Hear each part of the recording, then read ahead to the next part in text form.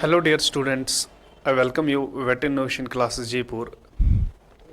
Today, in this class, we will know about the approximate composition of the feeds.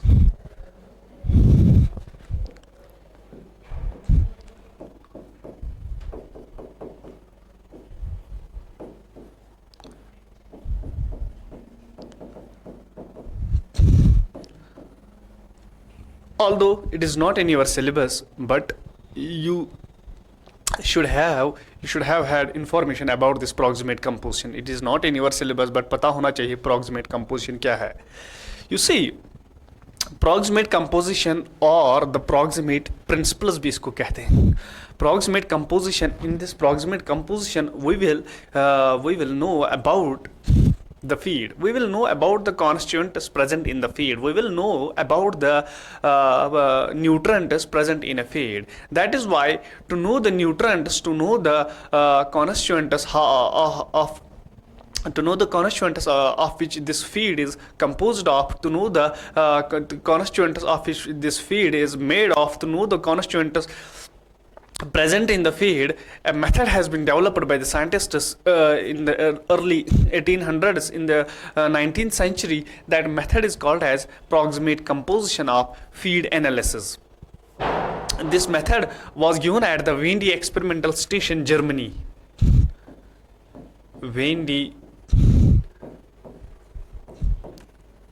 Experimental Station, Vendy Experimental Station, Germany.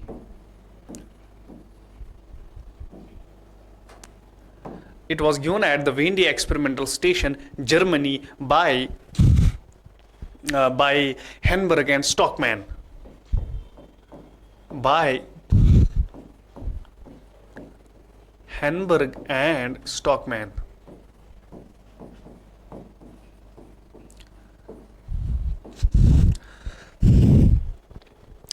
Henberg and Stockman that time felt the need that Henberg and Stockman that time felt the need that we want to know the composition of the feeds. We want to know the, हम जानना चाहते हैं इस feed में जो है, इस feed में क्या क्या कॉन्स्टिट्यूएंट प्रेजेंट है. इस फीड ये जो फीड है हमारे पास, ये जो फीड हम एनिमल्स को फैड करते हैं, ये फीड किन किन न्यूट्रंट्स की बनी होती है, ये इस फीड में क्या क्या प्रेजेंट होता है जो अल्टीमेटली इस एनिमल को मिलता है. उन चीज़ों को जानने के लिए, उन चीज़ों को to know those things, proximate composition was given. Feed में फीड और एनी फोडर और any sort of the feed stuff which is given to the animals, feed stuff, any sort of the feed stuff which is given to the animal, to know the composition, to know the ingredients, to know the nutrients present in that feed stuff, scientists came up with a method known as proximate composition at experimental station Germany. जो ये feed stuff है, इस feed stuff में कौन कौन से nutrients होते हैं, how these nutrients in a feed stuff are then utilized, how these nutrients are then estimated from this feed stuff. In nutrients को कैसे हम estimate करेंगे इस feed stuff से. Suppose एक feed में water present होता है, एक feed में fat present होता है, एक feed में fiber present होता है, एक feed में sugar present होता है. इन चीज़ों को जानने के लिए, इन components को जानने के लिए, to know these ingredients, to know these nutrients, इन इंग्रेडिएंट्स को जानने के लिए scientists came up with the method known as proximate composition of the feeds or fooders, proximate composition. And in this proximate composition we will know how a feed is composed of. एक feed जो है वो किन किन चीज़ों से बनी होती है, and how these components are estimated. First of all,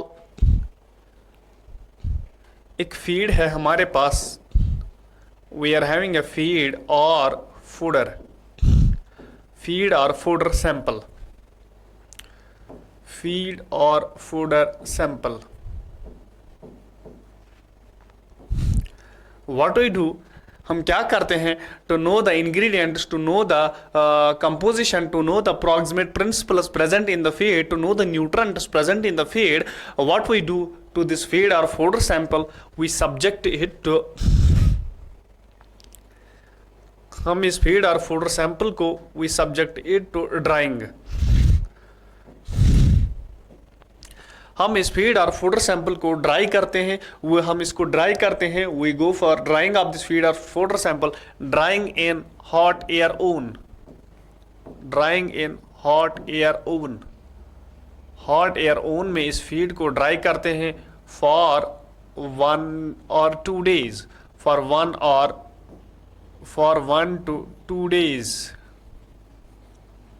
at 100 to 105 degree centigrade. इस फीड और फूडर सैंपल को पहले हम ड्राई करते हैं हॉट एयर ओवन में फॉर 1 or 2 days। एवरेज में हम एक दिन के लिए जाते हैं, but sometimes we go for 1 or 2 days।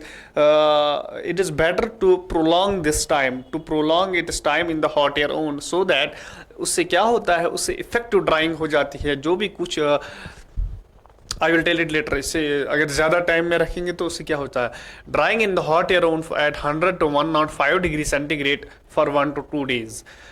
जब ड्राइंग हमने कर दी इस फीड सैंपल की, तो उससे क्या होता है, वी गेट, उससे पता चलता है हमें इस फीड में मॉइस्चर कितना प्रेजेंट है, यानी वाटर कंटेंट और मॉइस्चर जो फीड में है वो कितना प्रेजेंट होता है, एक मॉइस्चर क्वांटिटी कंटेंट कितना फीड में प्रेजेंट होता है। एंड जो मॉइस्चर के बाद बाकी बचता है वहां, उसको हम कहते हैं dry matter, dry matter, dry matter बाकी बचता है वहां।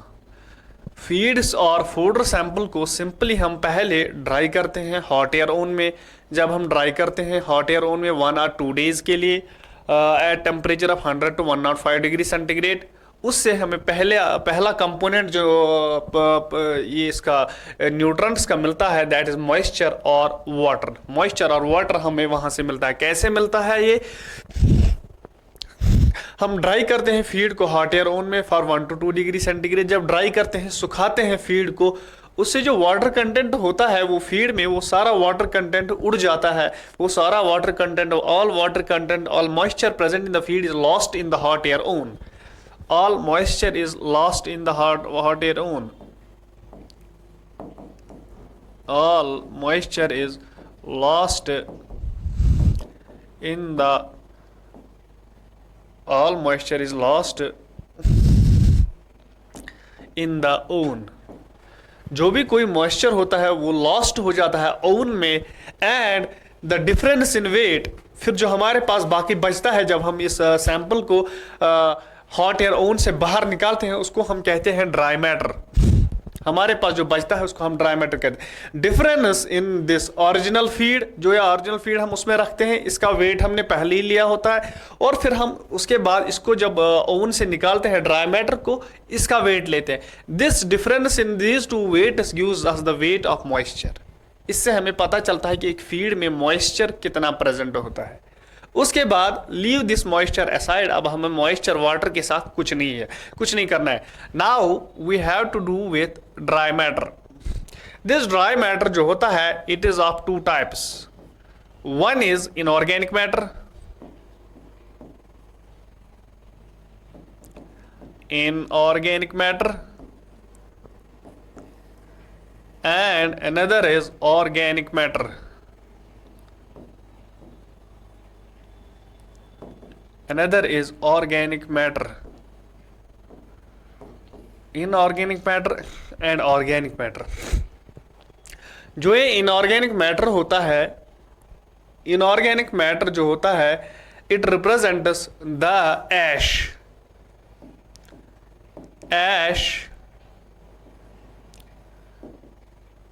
content of the feed। inorganic matter जो होता है, it represents the ash content of the feed। inorganic matter जो होता है, it represents the ash content of the feed। what we do, inorganic matter और organic matter, organic matter represents the inorganic matter represents the ash content present in the feed, and this loss in weight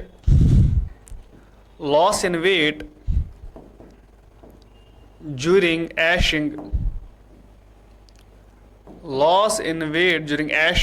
it represents the organic matter, एशिंग के time कितना weight loss हो जाए उसको हम organic matter कहते हैं। समझ में आया कैसे?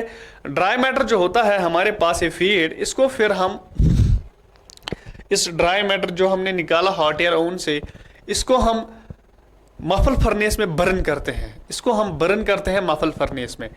मफल फर्नेस में जब हम इसको, इस ड्राई मैटर का हमने वेट लिया होता है पहले, मफल फर्नेस में जब हम इसको बर्न करते हैं 2 आवर्स के लिए एट टेम्परेचर ऑफ 600 डिग्री, हम जब 2 घंटे बाद इसको बाहर निकालते हैं तो वहाँ ये ड्राई मैटर जो है जल जाता है, वहाँ इट गेट्स बर्नड।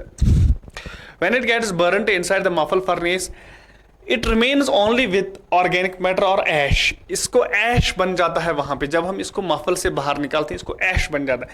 तो उस ऐश का हम वेट लेते हैं, we take weight of that ash. The difference in weight of the dry matter and then this ash, it represents the organic matter. ये lost हो जाता है, ये organic matter मफल में। कितना ये organic matter loss हो जाएगा? It represents the weight of that organic matter. आया समझ? जो ये organic matter है, then this organic matter, inorganic matter or the ash content of the feed, इसको हम क्या करते हैं? ash को हम we treat it with, इसको हम ट्रीट करते हैं treated with excess of concentrated HCl, इसको हम कंसंट्रेटेड HCl के साथ ट्रीट करते हैं इस ऐश इनऑर्गेनिक मैटर को। We treat it with concentrated HCl। Concentrated HCl के साथ जब हम इस इनऑर्गेनिक मैटर और ऐश को ट्रीट करते हैं, what we get, the portion of this ash which is soluble in concentrated HCl, we called that as acid soluble ash. We call that as acid soluble ash. For example, उसकी examples है minerals. And the portion of concentrated HCl and the portion of ash which is not soluble in the concentrated HCl, we call that as acid insoluble ash.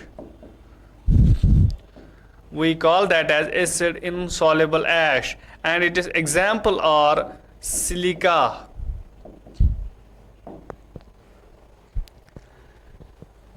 In nutshell, we got that. Please remember it. हमने feed को dry किया hot air oven में, जब हमने feed को dry किया hot air oven में 1 दिन रखा या 2 दिन, अगर हम 2 दिन रखेंगे फीड को हॉट एयर ओवन में तो उससे इफेक्टिव ड्राइंग हो जाएगी, उससे ड्राइंग जो भी कुछ मॉइस्चर होगा उस फीड में वो सारा का सारा निकल जाएगा। वो टोटली 1 दिन रखने से थोड़ा मॉइस्चर तो चांसेस है रहने के, लेकिन जब हम 2 दिन रखते हैं इससे टोटली सारा मॉइस्चर लॉस हो जाएगा। जो मॉइस्चर लॉस हो जाएगा उसके बाद जो बचता है इस फीड में, that is dry matter. Dry matter बना होता है इनऑर्गेनिक मैटर और ऑर्गेनिक मैटर का। ड्राई मैटर को हम मफल फर्नेस में ले जाते हैं, इसको बर्न करते हैं, वहां पे जब बर्न करते हैं जो बचता है वहां पे बाहर निकाल के 2 घंटे बर्न करके बाहर निकाल के जो बचता है वहां पे, दैट इज इनऑर्गेनिक मैटर और ऐश उसको कहते हैं, वो ऐश होता है और inorganic matter. And the difference in weight of dry matter and inorganic matter, उसको हम कहते हैं organic matter. Organic matter loss हो जाता है मफल फर्नेस में, ऑर्गेनिक मैटर लॉस हो जाता है। ये कैसे लॉस, इसका कैलकुलेट कैसे करते हैं?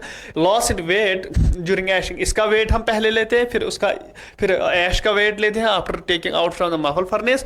we get the weight of organic matter, how much organic matter this feed contains. Then what we do, we subject this ash or this inorganic matter with concentrated HCl. We treat this with excess of concentrated HCl, and the portion of this ash which is soluble in concentrated HCl, we call that as acid soluble ash, and it is examples are minerals.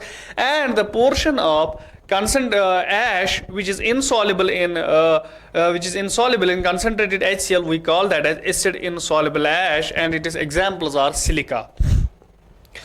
Now अब जो ये organic matter loss हुआ है हमारे पास, this organic matter जो होता है, this organic matter is represented by, organic matter में क्या क्या आता है हमारे पास, organic matter we have,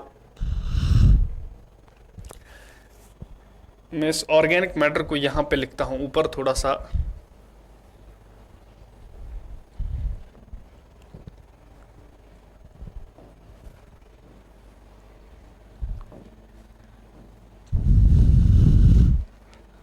organic matter,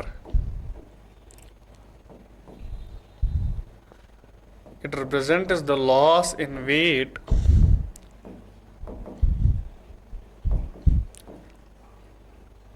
during ashing, ashing के टाइम जब वेट लॉस होता है that is organic matter,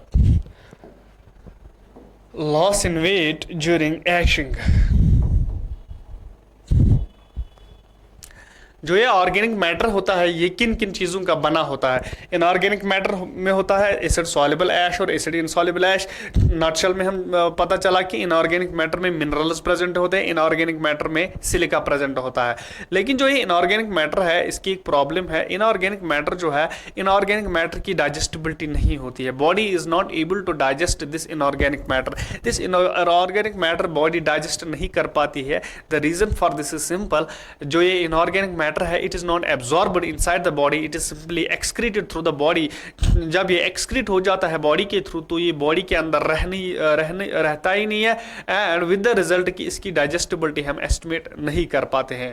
inorganic matter जो होता है, जो ऐश होते हैं, जो ये मिनरल्स होते हैं, जो सिलिका होता है, इसकी डाइजेस्टिबिलिटी यहाँ नहीं होती है, इसकी डाइजेस्टिबिलिटी हम एस्टिमेट नहीं कर पाते हैं because it is not absorbed inside the body and most of the minerals they are excreted from the body, and when they are excreted they are not absorbed inside the body, and with the result we are not able to estimate the digestibility of this inorganic matter. Then after that we want to know about the organic matter। जो ये organic matter होता है ये बना होता है crude protein का,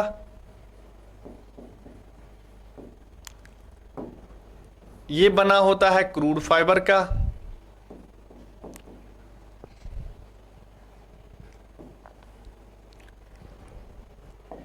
ये बना होता है क्रूड फाइबर का, एंड ये बना होता है ईथर एक्सट्रैक्ट का। ईथर एक्सट्रैक्ट मतलब fat.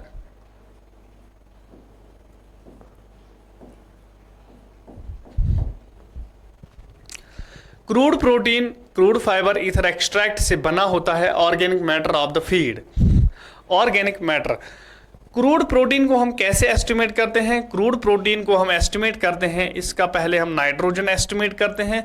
We estimate the nitrogen content of the crude protein and then we multiply that nitrogen content with 6.25 for feeds. Crude protein को हम नाइट्रोजन को हम मल्टीप्लाई करते हैं 6.25 से, we get the crude protein content present in the feed. Ether extract को हम कैसे एस्टिमेट करते हैं? ईथर एक्सट्रैक्ट को हम सिंपली फीड को डालते हैं हम सॉक्सलेट एपरेट्स में। सॉक्सलेट एपरेट्स में 8 to 16 आवर्स हम पेट्रोलियम ईथर को रन कराते हैं। पेट्रोलियम ईथर एक्सट्रैक्ट करता है जो भी कोई फैट प्रेजेंट होता है फीड में, वो उस एक्स्ट्रा फैट को एक्सट्रैक्ट करता है। दैट इज वाई ईथर, इसको ईथर एक्सट्रैक्ट कहते हैं। Portion of the fat which is soluble in petroleum ether that gets extracted in this ether and we have fat content present in the feed.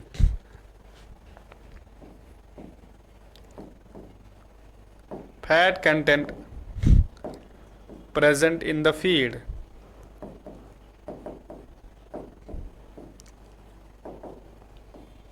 उसके बाद जो crude fibre होता है हमारे पास, ये दो तरह का होता है। One is soluble crude fibre and another is insoluble crude fibre. Insoluble crude fibre जो होता है वे एक इसमें आते हैं सेलुलोज, हेमिसेलुलोज, लिग्निन। ये इनसॉल्युबल पोर्शन ऑफ फाइबर होता है जो एनिमल इजीली डाइजेस्ट नहीं कर पाता है। And another is soluble crude fibre. Soluble crude fibre में शुगर्स आते हैं, मोनोसेक्राइड्स आते हैं, जिनको एनिमल आराम से डाइजेस्ट कर पाता है। इस क्रूड फाइबर को कैसे एस्टिमेट करते हैं? इस क्रूड फाइबर को जो है इसको ट्रीट करते हैं with this crude fibre is first treated with, इसको हम फर्स्ट ट्रीटेड विथ एसिडाइजेशन। पहले इसको एसिडाइजेशन करते हैं, देन अल्कलीडाइजेशन।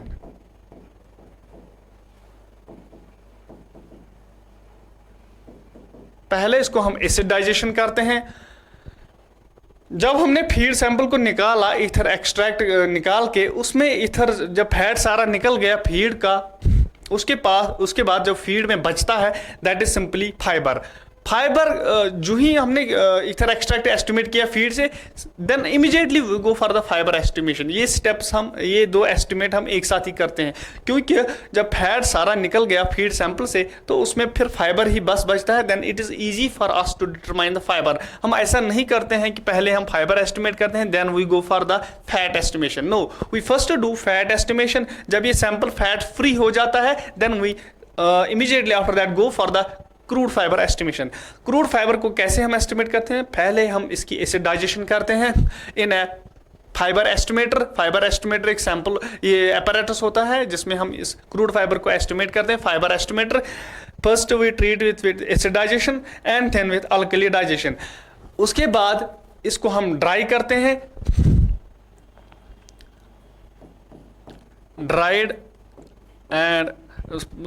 देन वॉश्ड, फिर उसके बाद वॉश करते हैं, वॉश्ड एंड ड्राइड।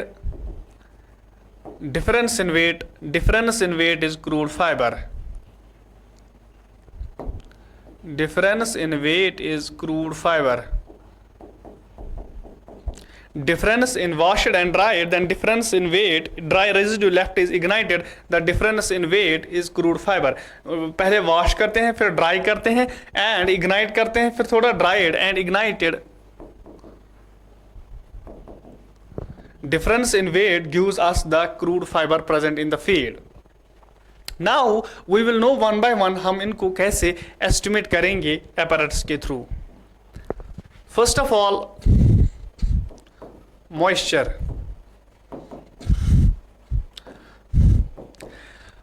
जो है सिंपली फीड को हम ट्रीट करते हैं। Feed is put in hot air oven. Please remember this, feed is put in hot air oven, very important for your exam. Hot air oven and dried at 100 to 104 degree centigrade for 1 to 2 days. इस feed sample का पहले wait लेते हैं। First weight of the feed sample taken, weight of the feed sample is taken, weight of feed sample is taken. Then weight of the sample after drying के बाद weight of the sample after drying. Difference in weight gives the moisture. Difference in weight gives the moisture and weight gives the moisture. Feed को simply हमने oven में डाल दिया, hot air oven में dry कर दिया 100 to 104 degree for 1 or 2 days. First weight of the feed sample is taken. पहले ही हम फीड सैंपल का वेट करते हैं। इस ड्राइंग के दौरान जब हमें 1 day ड्राइंग करते हैं या 24 hour ड्राइंग करते हैं तो इसमें बीच में हम इसको बाहर निकालते हैं, वेट लेते हैं, बाहर निकालते हैं, वेट लेते हैं, till the weight comes constant. जब तक कि हमें कांस्टेंट वेट ना आ जाए, सो दैट इसमें वेरिएशन नहीं आनी चाहिए वेट की, सो दैट हमें कांस्टेंट वेट आए। सपोज हमने आज से ड्राइंग स्टार्ट कर दी, हम जो है at 4 PM we go take out this feed sample and take weight. Suppose हमें 4 बजे एक वेट आया और 8 बजे हम फिर से ड्राइंग निकालेंगे, उसके बाद और एक वेट आया। So variation in weight occurs. We keep continue this drying until we get the same weight। हमें वेट आए सेम इस फीड का, that represents then difference in the weight gives us the moisture present in the feed। Please remember this, very very important। Moisture is important to determine the moisture। Moisture is important, it helps us to purchase the feed। Moisture determine करने से feed को हम purchase कर सकते हैं। Moisture helps in determining the helps in purchasing us the feed। And moisture level is also determines the keeping quality of hay and silage। Moisture level is also determine the keeping qualities of hay and silage। hay का moisture अगर 12 to 14% से ज़्यादा गया तो fermentation हो जाएगी, मूवरेंट hay बन जाएगा। silage का moisture 60 to 70 होना चाहिए, अदरवाइज वहाँ पे भी फिर वो बैड साइलेज बन जाएगा। That is why moisture is important. This is moisture. Moisture के बाद जो बाकी बचता है फीड में, that is dry matter. Then after that we go for crude protein. देखो क्रूड प्रोटीन को क्रूड प्रोटीन क्यों कहते हैं। जो ये प्रोटीन होता है it is not absolute protein, it is not totally a free protein. इसमें कुछ एनपीएन कंपाउंड्स भी होते हैं, जैसे यूरिया, अमाइड, अमाइन्स, बायूरिया, dicyanodiamides, purines, pyrimidines. It is not totally a true protein. इसमें कुछ क्रूड कंपोनेंट्स भी, इसमें कुछ फॉल्स प्रोटीन्स भी होते हैं। दैट इज वाई इसको हम क्रूड प्रोटीन कहते हैं। इट इज क्रूड मिंट से क्रूड एक मतलब क्रूड ऐसे भी पता चलता है ना, क्रूड मतलब एक कोई फॉल्स है। फॉल्स जैसे इसको किसी को बोलते हैं your study is a crude study. That is why it is called as the crude protein. ये एक फॉल्स प्रोटीन है। It is not entirely made up because it is not entirely made up of the true proteins. That is why it is called as crude protein। It is made up of NPN compounds। It is made up of NPN compounds and true proteins। NPN compounds and true proteins। Hence it is called as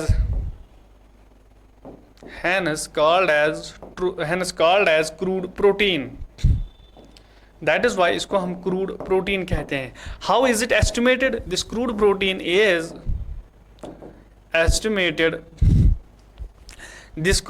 is estimated in a Jaldal flask। Jaldal flask जो होती है बेटा, ये एक flask है, ये एक round flask होती है लाइक दिस। इसमें बेस नहीं होती है। एक फ्लास्क होती है लाइक दिस, इसमें बेस नहीं होती है नीचे से। Compare to these flasks like ऐसे होती है फ्लास्क्स बाकी जिनकी बेस होती है प्रॉपर, इसमें बेस नहीं होती है। तो इसको फिर हम ट्राइपॉड स्टैंड पे रखना पड़ता है in order to go for the digestion. जो इस प्रोटीन को एस्टिमेट करने के लिए estimated in Kjeldahl flask through first we go for digestion। Protein को एस्टिमेट करने के लिए हमें पहले नाइट्रोजन एस्टिमेट करना पड़ता है। हम कैसे करते हैं estimate? We go for digestion of the feed. पहले हम डाइजेशन करते हैं फीड सैंपल की, then we go for distillation. हम इस फीड सैंपल की फिर उसके बाद डाइजेशन के बाद डिस्टिलेशन करते हैं। उसके बाद डिस्टिलेशन के बाद लास्ट में टाइट्रेशन करते हैं। टाइट्रेशन से जो क्या होता है, टाइट्रेशन से नाइट्रोजन ट्रैप होता है बोरिक एसिड में। टाइट्रेशन से titration step traps nitrogen in the boric acid, इससे नाइट्रोजन ट्रैप हो जाता है बोरिक एसिड में, और नाइट्रोजन जब हमें मिल गया बोरिक एसिड में, इस नाइट्रोजन को हम मल्टीप्लाई करते हैं, then this nitrogen is multiplied with 6.25, उससे हमें क्रूड प्रोटीन कितना है फीड में वो मिल जाता है। प्रोटीन को एस्टिमेट करते हैं हम जलडाल फ्लास्क में थ्रू, पहले डाइजेशन करते हैं प्रोटीन की, डाइजेस्ट जब हो गया उसके बाद distillation, then we go for titration of the feed. Titration में ट्रैप हो जाता है नाइट्रोजन अल्टीमेटली, जो हमारा मोटिव होता है नाइट्रोजन एस्टिमेट करने का, then this nitrogen is multiplied with 6.25, it gives us the crude protein, it gives us the crude protein. This was about the crude protein. Then after that we go for crude fiber. Crude fibre जो होता है इसको हम estimate करते हैं in estimated in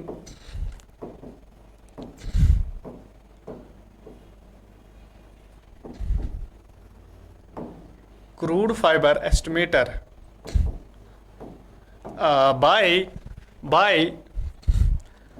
by doing first acid digestion, पहले हम इसकी एसिड डाइजेशन करते हैं by doing first acid digestion with 1.25% of H2SO4, 1.25% of H2SO4, and then alkali digestion. And then we go for alkali digestion with 1.25% solution of sodium hydroxide. ये दो chemicals हम lab में बनाते हैं, पहले एसिड डाइजेशन करते हैं, देन अल्कली डाइजेशन करते हैं, and then the residue is washed, dried and ignited, washed, dried and ignited. Then the difference in weight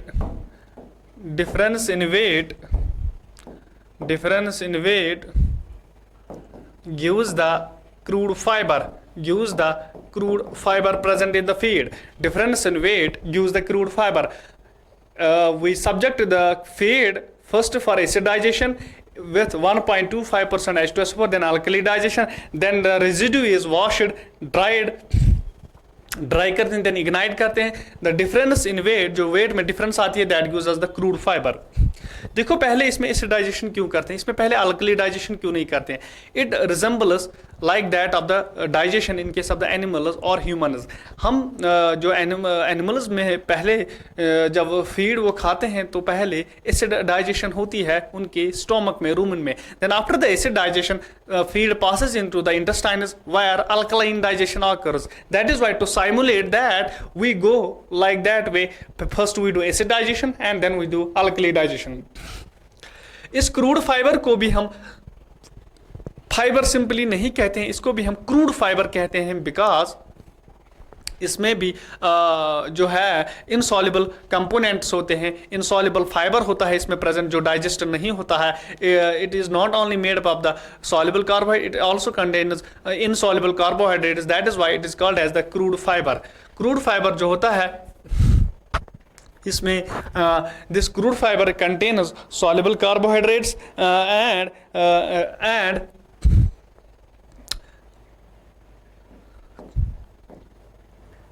this contains soluble carbohydrates. Determining this crude fiber is important because crude fiber, it forms the basis for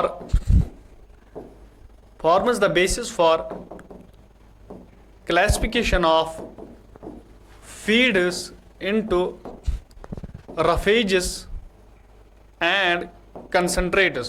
Forms the basis for classification of feeds into roughages and concentrators. Roughages have crude fiber greater than 18% and concentrates have crude fiber less than 18%. It is very important for classifying the feeds into roughages and concentrators.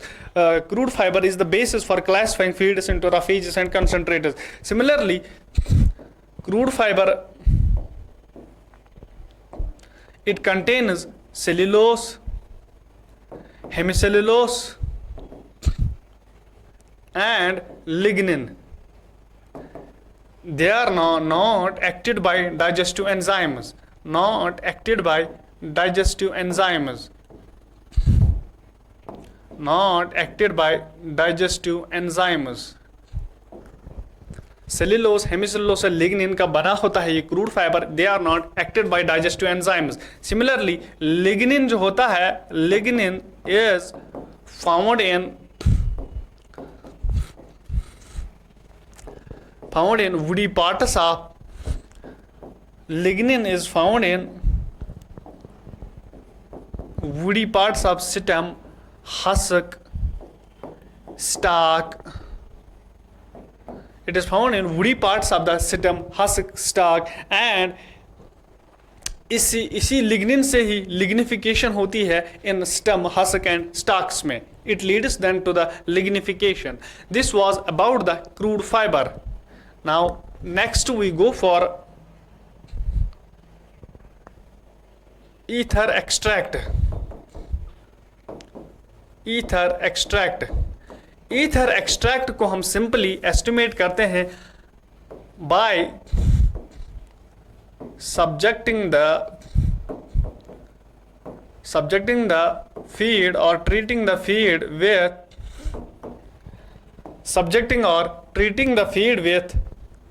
feed को हम treat करते हैं with petroleum ether.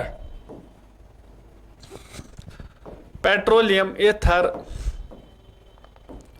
in a Soxhlet apparatus.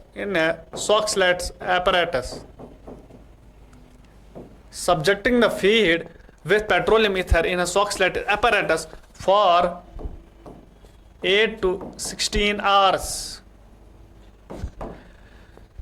Feed को हम Soxhlet apparatus में डालते हैं और उसको हम फिर रन कराते हैं through petroleum ether for 8 to 16 hours के लिए. उसके बाद portion of the feed which is soluble in petroleum ether, जो सॉल्युबल है पेट्रोलियम ईथर में, that we called as ether extract. Ether extract और फैट, सिंपली उसी को हम फैट कहते हैं. अगर पेट्रोलियम ईथर नहीं होगा हमारे पास, हम बेंजीन भी यूज कर सकते हैं. वो पोर्शन फीड का जो सॉल्युबल है पेट्रोलियम ईथर में, उसी को हम कहते हैं फैट. ईथर जो है ये पेट्रोलियम ईथर और this benzene, it extracts the fat content present in the feed sample for up to 8 to 16 hours. ये जो अपैरेटस होता है ये ऐसे होता है, इसमें पहले ऊपर कंडेंसर होता है, नीचे एक्सट्रैक्टर होता है और नीचे इसमें फ्लास्क होती है लाइक दिस. नीचे से इसमें फ्लास्क होती है लाइक दिस और इसी फ्लास्क में जो है ये फैट जमा हो जाता है. ये कंडेंस होके, यहाँ से कंडेंस होके ये ईथर आ जाता है और कंडेंस होके यहाँ इसमें यहाँ फीड सैंपल होता है प्रेजेंट, फीड सैंपल होता है यहाँ प्रेजेंट और इस फीड सैंपल से ये निकाल देता है फैट और जमा हो जाता है नीचे इसमें. इसी को हम कहते हैं Soxhlet's apparatus. This is Soxhlet's apparatus. जो ये ईथर एक्सट्रैक्ट फिर होता है हमारे पास, this ether extract it consists of true fats. इसमें ट्रू फैट्स भी होते हैं, like it consists of true fats like fatty acids, like glycerides of fatty acids, glycerides of fatty acids which are saponifiable. Those are true fats. It also contains pseudo fats. इसमें false fats भी होते हैं, pseudo fats like carotenes, xanthophylls,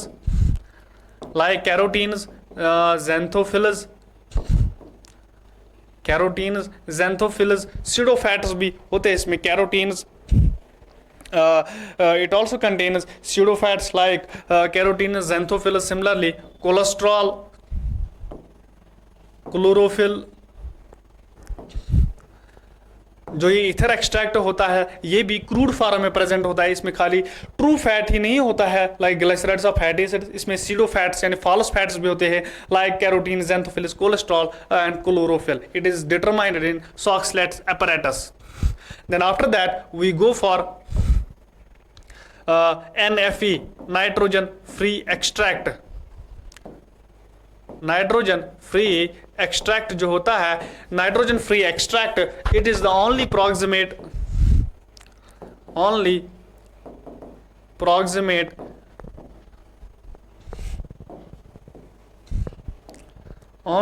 proximate which is estimated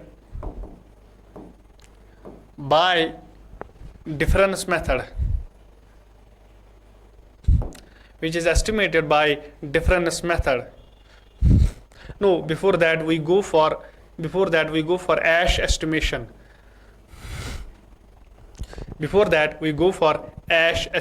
How ash is estimated। जो ये ऐश बचता है हमारे पास, हम ऐश को कैसे एस्टिमेट करते हैं? We treat this, feed sample को हम ट्रीट करते हैं, treated with excess of concentrated HCl के साथ हम फीड को ट्रीट करते हैं।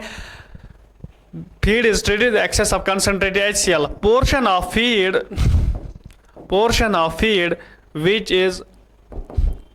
which is soluble in HCl,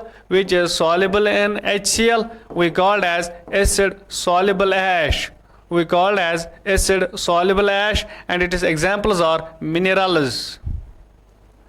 And the portion of feed which is not soluble in HCl, we call that as acid insoluble ash, and its examples are silica। ऐश को हम कैसे estimate करते हैं? Feed sample को simply हम treat करते हैं with concentrated HCl के साथ। पोर्शन ऑफ द फीड, इस फीड का वो पोर्शन जो सॉल्युबल हो जाता है इस कंसंट्रेटेड HCl में, जो डिसॉल्व हो जाता है, उसको हम एसिड सॉल्युबल ऐश कहते हैं, and its examples are minerals. And the portion of the feed जो सॉल्युबल नहीं, जो डिसॉल्व नहीं हो जाता है HCl में, उसको हम कहते हैं acid insoluble ash, and its examples are silica. This is simply ash, how we estimate ash. Ash is important to estimate ash is very important to estimate, especially ash की importance क्यों होती है estimate? to know the quality of a feed। देखो ये समझना, ये point समझने के लिए इंपॉर्टेंट है please. To know the quality of a feed, जब एक फीड हम खरीदते हैं, मैंने आपको कहा जो ये ऐश होता है ये रिप्रेजेंट करता है इनऑर्गेनिक मैटर। ऐश में मिनरल्स भी आते हैं, सिलिका भी आते हैं, ये रिप्रेजेंट करता है इनऑर्गेनिक मैटर। इनऑर्गेनिक मैटर की डाइजेस्टिबिलिटी नहीं होती है, इनऑर्गेनिक मैटर डाइजेस्टिबल नहीं होता है बॉडी के अंदर, मिनरल्स डाइजेस्ट नहीं होते हैं बॉडी के अंदर, ऐश डाइजेस्ट नहीं होता है बॉडी के अंदर। जब ये डाइजेस्ट नहीं होता है बॉडी के अंदर, ये मोस्टली एक्सक्रीट हो जाता है बॉडी से, ये बॉडी एब्जॉर्ब नहीं कर पाती है ये ऐश, ये inorganic matter.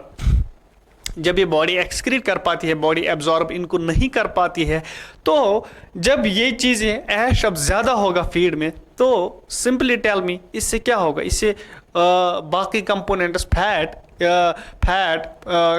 Carbohydrates and protein, definitely बात वो तो कम ही होगा जब ऐश ज़्यादा होगा। सो अल्टीमेटली जो हम फीड खरीदते हैं, it is a totally loss to the farmer. That is why to know the quality of a feed we need to know the ash, how much the feed contains. कहीं इस feed में silica तो नहीं है ज़्यादा, कहीं इस feed में मिनरल्स तो नहीं है ज़्यादा, कहीं इस फीड में इनऑर्गेनिक मैटर ऐश तो नहीं है ज़्यादा। If it contains more of this, it is of no use to purchase that feed, because if it contains this inorganic matter in high content, this ash in high content, simply इस ash और inorganic matter की digestibility नहीं होती है, it is excreted from the body इन चीज़ों को absorb नहीं कर पाती है। Then that time If inorganic matter will be in high in the feed, fat will be low, protein will be low, organic matter will be simply in low quantity, and that time the purchase of this feed simply it goes into the waste. कोई फायदा ही नहीं आता है फिर उस time पे farmer को ये फीड परचेज करने का, बिकॉज फार्मर सिंपली उस टाइम पे इनऑर्गेनिक मैटर को परचेज करता है जो कि एनिमल डाइजेस्ट ही नहीं कर पाता है. One more advantage is to knowing the ash is to it helps in estimating the NFE. NFE को हम एस्टिमेट करते हैं. ऐश जब हमें पता होगा कितना है फीड में तभी हम NFE को एस्टिमेट कर पाते हैं. जब हमें NFE पता होगा तभी हम ऐश को एस्टिमेट कर पाते हैं. जब हमें ऐश पता होगा तभी हम NFE कितना है फीड में वो एस्टिमेट कर सकते हैं. Then lastly we go for NFE.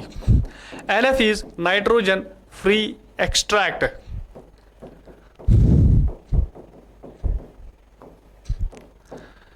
NFE it represents the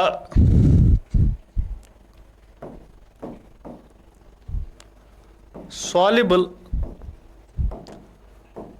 portion of the carbohydrates. Soluble portion of the carbohydrates present in the feed. For example, इसमें क्या क्या आते हैं? इसमें आते हैं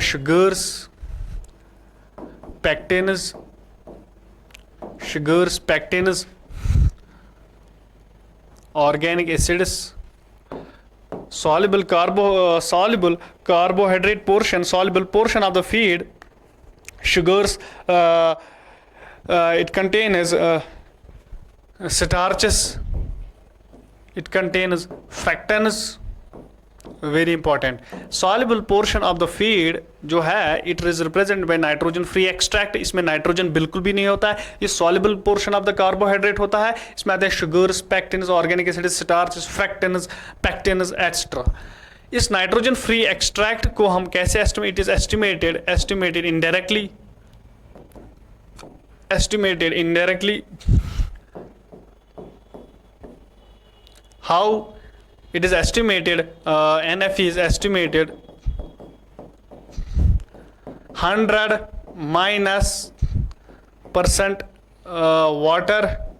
वाटर कितना है फीड में, +% क्रूड प्रोटीन कितना है फीड में, +% क्रूड फाइबर कितना है, +% ईथर एक्सट्रैक्ट कितना है फीड में, +% ऐश कितना है फीड में.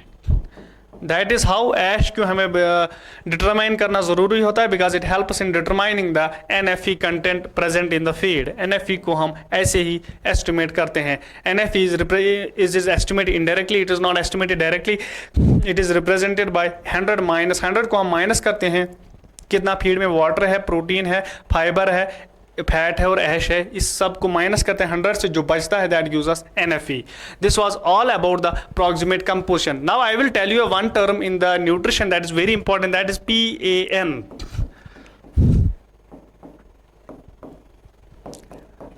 It is precision animal nutrition.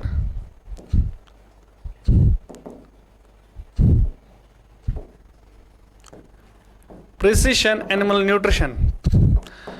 It is defined as the providing animal with the feed that precisely meet its nutritional requirements. Precision animal nutrition has now at times gained significant significance. Precision animal nutrition or PAN simply it represents the feed. एक ऐसी feed हम animal को दें जो जिससे animal की requirements fulfill हो जाएं. That feed given to the animal is simply fulfills all the nutrient requirements of the animal. That is simply we called as the precision animal nutrition. It is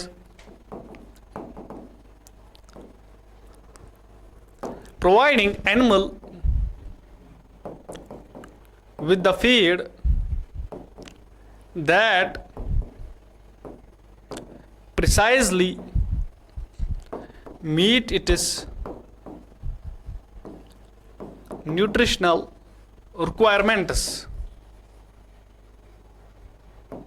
जितनी animal की nutritional requirements है उन सब को fulfil करने के लिए जो फीड हमें देना चाहिए, जो फीड हम एनिमल को दें दैट प्रिसाइजली जो एग्जैक्टली मैच करे न्यूट्रिशनल रिक्वायरमेंट्स एनिमल की न्यूट्रिशनल रिक्वायरमेंट्स को जो एग्जैक्टली मैच करे, that feed with that nutrition we called as precision animal nutrition. Suppose एक एनिमल जो है उसको वो लैक्टेशन में है, तो उसको लैक्टेशन में एक डिफरेंट रिक्वायरमेंट्स हम न्यूट्रेंट्स की, उन न्यूट्रेंट रिक्वायरमेंट्स को फुलफिल एग्जैक्टली बराबर कराना, that we simply called as precision animal nutrition. Providing animal with the feed that precisely meet its nutritional requirements, that we simply called as PAN. This was all about the lecture. I hope you have found it informative. Thank you.